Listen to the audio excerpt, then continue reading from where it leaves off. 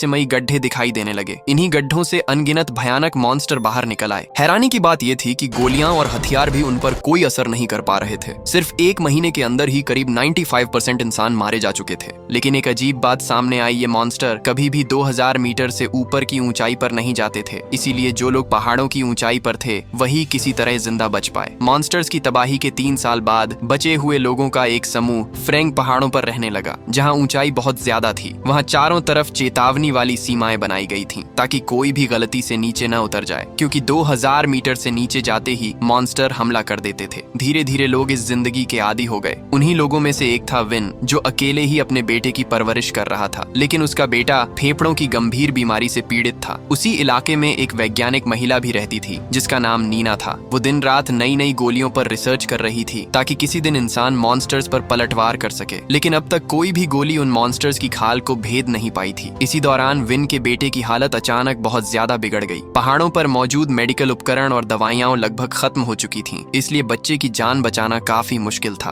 तभी विन के दिमाग में एक खतरनाक लेकिन जरूरी आइडिया आया। अगले दिन वो नीना के पास गया और उससे मदद मांगी। उसने नीना से कहा कि वे दोनों पहाड़ से नीचे उतरकर पास के अस्पताल से दवाइयां लाएंगे, ताकि उसके बेटे की जान बचाई जा सके। असल में नीना ही इकलौती इंसान थी जो पहले पहाड़ से नीचे गई थी और जिंदा वापस लौटी थी, इसलिए विन को उसकी मदद बेहद जरूरी थी। इसके अलावा विन को हाल ही में एक पुराना रास्ता मिला था, जो एक खदान की सुरंग से होकर जाता था। इस रास्ते से जाने पर उन्हें सिर्फ 2 बार ही 2000 मीटर की सीमा पार करनी पड़ती। नीना के लिए ये भी एक मौका था, क्योंकि वो उसी रास्ते से अपने पुराने लैब तक पहुंच सकती थी। ये सुनकर नीना तुरंत मान गई, क्योंकि उसके सारे परिवार वाले पहले ही मॉन्स्टर्स के हाथों मारे जा चुके थे। अब वो किसी भी हाल में उन मॉन्स्टर्स को खत्म करने का तरीका ढूंढना चाहती थी, ताकि अपने परिवार का बदला ले सके। अगले दिन विन ने अपने बेटे को एक भरोसेमंद पड़ोसी के पास छोड़ दिया। उसके बाद वो एक दुकान पर गया और कुछ स्टील को भेदने वाली गोलियां खरीदी। लेकिन विन को ये अंदाजा नहीं था कि उसकी दोस्त कैटी को जब ये पता चला कि वो पहाड़ से नीचे जाने वाला है, तो वो बहुत परेशान हो गई। कैटी भी उनके साथ जाना चाहती थी। रोज रोज छुपकर जीने वाली जिंदगी से वो पूरी तरह तंग आ चुकी थी। उसने साफ कह दिया कि ऐसी जिंदगी से अच्छा है मॉन्स्टर्स के हाथों मर जाना। वो अब और डर कर नहीं जीना चाहती। कोई और रास्ता न देखकर विन को कैटी को भी साथ ले जाना पड़ा। इस तरह तीनों ने एक बेहद खतरनाक यात्रा शुरू की। थोड़ी ही देर में वे सुरक्षा सीमा के पास पहुंच गए। नीना के पास एक खास घड़ी थी, जिसे उसने खुद बनाया था। ये घड़ी बायोलॉजिकल मैग्नेटिक वेव्स के जरिए आसपास मौजूद मॉन्स्टर्स का पता लगा सकती थी। नीना ने घड़ी को ध्यान से चेक किया। जब उसे कोई खतरा नजर नहीं आया, तब तीनों ने सीमा पार की और मॉन्स्टर्स के इलाके में प्रवेश कर लिया। रास्ते में उन्हें एक पुराना युद्ध क्षेत्र दिखाई दिया। तीनों ने तुरंत वहां उपयोगी सामान ढूंढना शुरू कर दिया। इसी दौरान विन को एक ग्रेनेड लॉन्चर मिल गया, जिसे उसने कैटी को दे दिया। उसी समय नीना को जमीन पर पड़ा हुआ मॉन्स्टर की खाल का एक टुकड़ा मिला। जब उन्हें वहां और कुछ काम का नहीं दिखा, तो तीनों ने आगे की ओर बढ़ने का फैसला किया। तीनों अपनी यात्रा फिर से जारी रखते हैं। 3 सालों में इंसानों के गायब हो जाने के बाद जंगलों पर अब पूरी तरह जंगली जानवरों का कब्जा हो चुका था। चलते चलते वे जल्दी ही केबल कार स्टेशन तक पहुंच जाते हैं। अगर केबल कार चालू हो जाए तो वे आसानी से फिर से सुरक्षित ऊंचाई 2000 मीटर से ऊपर पहुंच सकते थे। लेकिन तभी नीना की घड़ी अचानक बहुत तेजी से घूमने लगती है।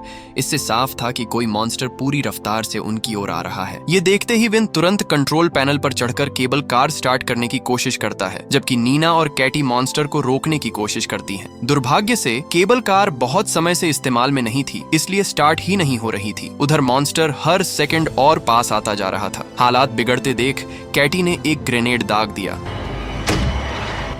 जोरदार धमाका हुआ और आसपास सब कुछ तबाह हो गया। लेकिन उस मॉन्स्टर को जरा भी फर्क नहीं पड़ा। उल्टा वो और ज्यादा गुस्से में आकर बिजली की तरह उनकी ओर टूट पड़ा। ऐसे नाजुक पल में आखिरकार विन केबल कार चालू करने में सफल हो जाता है। विन और नीना जल्दी से केबल कार पर चढ़ जाते हैं, लेकिन कैटी काफी पीछे रह जाती है और मॉन्स्टर उसकी गर्दन तक पहुंचने ही वाला होता है। ये देख विन जोर से चिल्लाता है कि कैटी पोल पर चढ़ जाए और खुद लगातार गोलियां चलाकर मॉन्स्टर की रफ्तार कम करने की कोशिश करता है। थोड़ी ही देर में केबल कार कैटी के पास पहुंच जाती है। मौका देखते ही कैटी जान जोखिम में डालकर छलांग लगाती है। किस्मत अच्छी थी कि विन ने वक्त पर उसका हाथ पकड़ लिया और उसकी जान बच गई। लेकिन मॉन्स्टर भी कोई मामूली चीज नहीं था। उसने अपने नुकीले पंजे केबल की रस्सी में गड़ा दिए, जिससे रस्सी टूट गई। तीनों सीधे नीचे जमीन पर गिर पड़े। गनीमत ये रही कि सुरक्षित इलाका बिल्कुल सामने ही था। जान लगाकर पूरी ताकत से दौड़ते हुए वो ऊपर की तरफ भागने लगे। आखिरकार वो लोग मौत के मुंह से बच निकलते हैं। रात होते होते तीनों को सुरक्षित इलाके में एक छोटा सा घर मिल जाता है जहां वे आराम करते हैं। सुबह हुई उस भयानक मुठभेड़ के बाद वे अब भी सदमे में थे। इसी दौरान नीना के मन में एक सवाल उठता है, अगर मॉन्स्टर इंसानों पर हमला करता है तो वो उन्हें खाता क्यों नहीं, सिर्फ मारता ही क्यों है? इतना ही नहीं, ये मॉन्स्टर कभी सोते भी नहीं है, मानो उनका जन्म ही सिर्फ इंसानों को खत्म करने के लिए हुआ हो। पूरी रात आराम करने के बाद अगली सुबह तीनों जल्दी से एक छोड़ी हुई खदान की ओर बढ़ते हैं। हालांकि ये इलाका 2000 मीटर से ऊपर था, लेकिन नीना को पता चलता है कि सुरंग के भीतर एक हिस्सा ऐसा है जो सुरक्षित ऊंचाई से नीचे चला जाता है। और सबसे खतरनाक बात ये थी कि जमीन के नीचे उसकी घड़ी काम नहीं करती, यानी मॉन्स्टर के आने की कोई चेतावनी नहीं मिलेगी। इसके अलावा ये मॉन्स्टर जमीन के नीचे रहते हैं और CO2 की बेहद हल्की मात्रा से भी इंसानों की मौजूदगी भांप सकते हैं। लेकिन अब पीछे हटने का कोई रास्ता नहीं था, इसलिए तीनों मजबूरी में अंदर घुस जाते हैं। कुछ देर चलने के बाद वे निराश हो जाते हैं क्योंकि अस्पताल की ओर जाने वाला रास्ता बंद मिल जाता है। अब वहां तक पहुंचने का सिर्फ एक ही रास्ता बचा था, लेकिन उसके लिए उन्हें 2000 मीटर से नीचे उतरना पड़ता है। तीनों हिम्मत जुटाकर सीढ़ी के सहारे नीचे उतरते हैं और खतरनाक इलाके को जल्दी पार करने की कोशिश करते हैं। अचानक कैटी को पीछे किसी चीज की मौजूदगी महसूस होती है। तीनों तुरंत अपने हेडलैम्प ढक लेते हैं और सच में एक लाल साया ठीक उनके सामने होता है। तीनों जान बचाकर दौड़ पड़ते हैं, लेकिन उनकी रफ्तार मॉन्स्टर के सामने कुछ भी नहीं थी। मजबूरन वे एक तंग दरार में छिप जाते हैं और वहां से गोलियों की बौछार कर देते हैं, मगर मॉन्स्टर को जरा भी नुकसान नहीं होता। तभी नीना सबको लाइट बंद करने और सांस रोकने को कहती है। वाकई मॉन्स्टर तुरंत अपना निशाना खो देता है, लेकिन वो हार नहीं मानता, अपने टेंटिकल्स फैलाकर आसपास टटोलने लगता है। ये देखकर विन फुर्ती से एक फ्लेयर फेंकता है, जिससे मॉन्स्टर का ध्यान भटक जाता है। उसी मौके का फायदा उठाकर तीनों कठिनाई से आगे रेंगने लगते हैं, लेकिन लगता है मॉन्स्टर उनकी चाल समझ चुका था। वो अचानक गायब हो जाता है। जैसे ही कैटी बाहर निकलने में सफल होती है, मॉन्स्टर पहले से ही उसके पीछे घात लगाए खड़ा होता है। पल भर में कैटी को वो खींच कर ले जाता है। ये दृश्य देखकर पीछे बचे दोनों लोग टूट जाते हैं और गहरे सदमे में आ जाते हैं। हालांकि हालात बेहद दर्दनाक थे, लेकिन उनके पास दुख में डूबने का समय नहीं था। दोनों ने अपने जज्बात दबाए और जल्दी जल्दी सीढ़ी पर चढ़ना शुरू किया। आखिरकार वे सफलतापूर्वक खदान से बाहर निकल आए। थोड़ी ही देर में वे एक सुनसान जगह पर पहुंचते हैं। यहाँ विन को एक कार मिलती है जो अब भी चलने लायक थी और घर के अंदर काफी सारा खाना भी मौजूद था। उस रात दोनों ने जमकर खाना खाया। इसी दौरान नीना बताती है कि वो अपने पुराने लैब में लौटना चाहती है ताकि वहां से मैग्नीशियम ले सके। दरअसल कई दिनों की रिसर्च के बाद उसे पता चला था कि मॉन्स्टर की खाल को सामान्य हथियार भेद नहीं सकते, लेकिन वो मैग्नीशियम के साथ केमिकल रिएक्शन करता है। अगले दिन दोनों कार लेकर पास के छोटे शहर की ओर निकल पड़ते हैं। गाड़ी की आवाज सुनकर रास्ते में मौजूद घोड़े बिखर कर भाग जाते हैं। कुछ ही समय बाद वे सुरक्षित रूप से अस्पताल पहुंच जाते हैं, लेकिन ये जगह पहले ही पूरी तरह तबाह हो चुकी थी, इसलिए वो लोग जल्दी जल्दी दवाइयां खोजने लगते हैं। तभी अचानक नीना की घड़ी पागलों की तरह घूमने लगती है। साफ संकेत था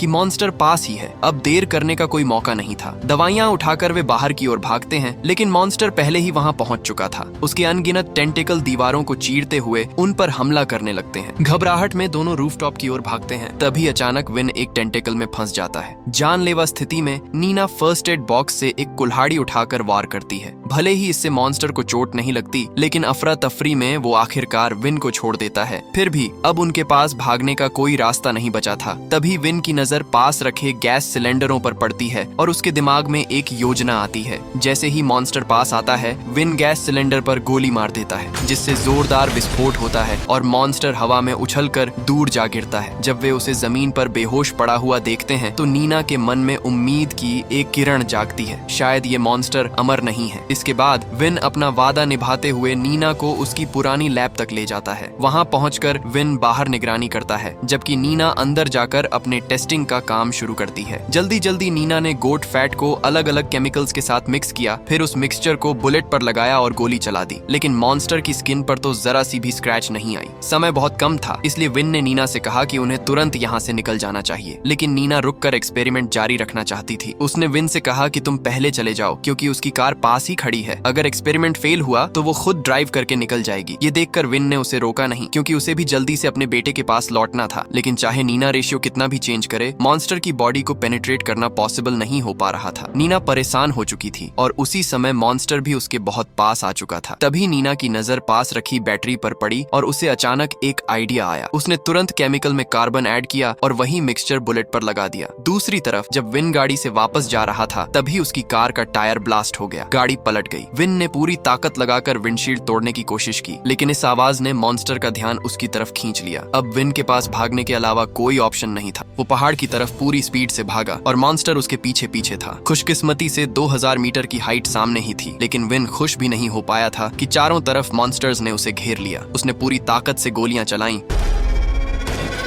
लेकिन उन पर कोई असर नहीं हुआ। विन को लगा अब वो नहीं बचेगा, लेकिन तभी सही वक्त पर नीना वहां पहुंच गई और एक एक करके मॉन्स्टर्स को आसानी से खत्म करने लगी। असल में उसका एक्सपेरिमेंट सफल हो गया था। मॉन्स्टर्स के शरीर टुकड़ों में टूट गए और पूरी तरह डिस्ट्रॉय हो गए, लेकिन जब दोनों ने मॉन्स्टर के टूटे हुए पार्ट्स देखे तो वो हैरान रह गए। वो कोई क्रीचर नहीं थे, बल्कि एडवांस्ड एलियन टेक्नोलॉजी से बनी मशीन्स थीं। उन्हें सिर्फ ह्यूमंस को खत्म करने के लिए प्रोग्राम किया गया था और वो 2000 मीटर से ऊपर नहीं जा सकते थे। आखिरकार दोनों सेफली विलेज वापस लौट आए। विन अपने बेटे से फिर से मिल पाया। नीना ने पायरेट फ्लैग खड़ा किया ताकि आसपास के कम्युनिटीज को सिग्नल मिल सके कि मॉन्स्टर्स मार दिए गए हैं और अब एक बड़ा काउंटर अटैक शुरू होने वाला है। सब लोग मिलकर स्पेशल बुलेट्स बनाने लगे। सभी ने साथ मिलकर इंसानों की मातृभूमि वापस लेने का फैसला किया और यहीं ये फिल्म खत्म होती है। दोस्तों, वीडियो पसंद आई हो तो वीडियो को लाइक और चैनल को सब्सक्राइब जरूर से कर लें।